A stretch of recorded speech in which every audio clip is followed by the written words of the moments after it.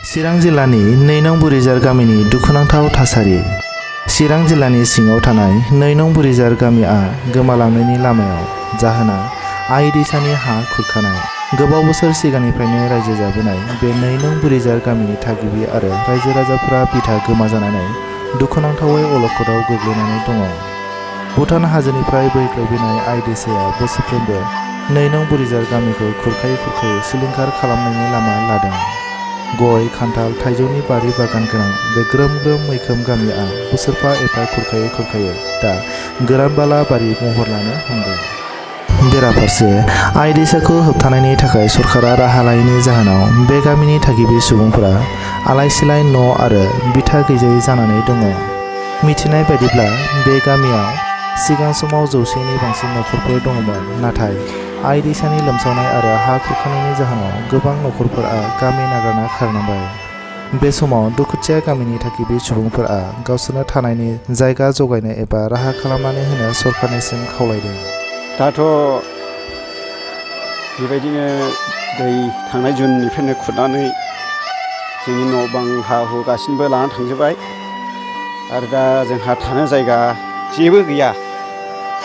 बेबायदिनो आरो जानानै मोसा गालगाब बेफोरबायदि दै सेर सेर रोगानानै थाथ'नांगौ जानानै फैबाय। आङो बिदा फंबाय 2 दं बेहा, ओमफ्राय माखासेया हादानाव थांबाय। ओमफ्राय दा जों 2 बिदा फंबाय 2जोंहाय जों बिगाफा दंमोन, ओमफ्राय गय एफा एनै दंमोन। दा बेफोरबायदिनो खामला हाजिरा आरो बेबायदि दै सेराव थानायखाय ना सारना जायो जोङो। दाथ' जोंनि सरकारनि अनसुंथाइ एबा दस्रा डिपार्टमेन्टनिफ्राय अनसुंथाइफोरबो गोबाव सम जाबाय मोनैया, दासिम जेबो गैथ'वा, मोननाय जायाखिसै आरो जेबो। गामियाथ' आरो बोसोरफ्रोमबो दैबाना बोसोरफ्रोमबो फैखायो नालाय, आरो खुरगासिनो जामगासिनो बियो जों गामिया। बेबायदि बे दैया जोंना हाजो फाहार सिस्टेम जाबाय नालाय, बिराद सखा कारेन्ट खारो आरो दैया। बे कारेन्ट खारनायजोंनो बेबायदि सौनानैहाय जोंनि हाफोरखौ नस्थ' खालामजोब्बाय।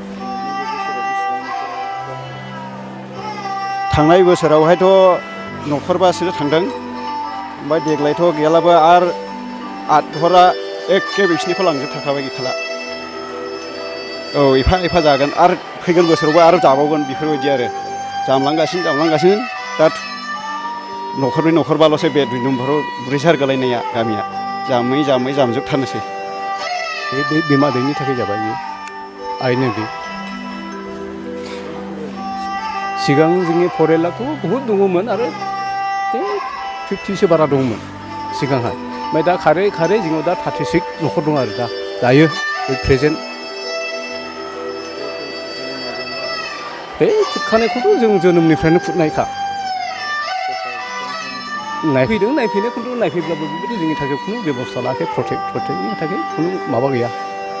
नायफैनाया सरकारा बे दैज्लां बोथोरला ओरै इउटुबफ्राव मबाइलफ्राव हगारलाबायोना मानसिफ्रा, नुनानैहाय नायफैयो। बेबायदि दैया खुरबाय, नायफैयो, दे प्रटेक्ट मावनो एसे बेबस्था लासिगोन रायज्लायनो थाङो, ओमफ्राय नायै बे एखेयानो गासिबो गैया, जोंहा जेबो गैया।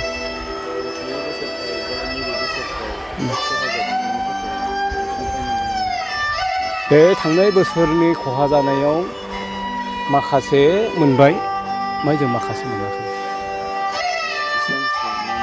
बिसोर ओरैलेमाखौथ' बे माइरं माबिफोरखौथ' बानहो, बेखौथ' जेबो नङा, खिन्थु 95%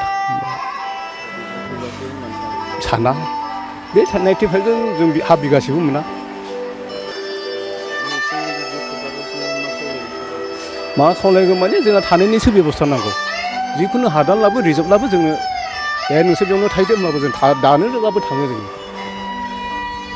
बेल' जोंनिया। बेयावथ' जों प्रटेक्ट होलाबो थानो जायगा गैला जोंना। दा बेखौ सरकारा जोंखौ प्रटेक्ट खालामफैगोन, जों सोरनि हायाव लुनानै थागोन। जोंहा बिगासे हाबो गैजाया दायो। बेखायनो जोंनिया लुबैनाय बेनो, जिखुनु हादानाव रिजार्भब्लाबो जों थांनानै थाहैनायखौ जों राजि दाबो जोंनि समाज गामियारिया।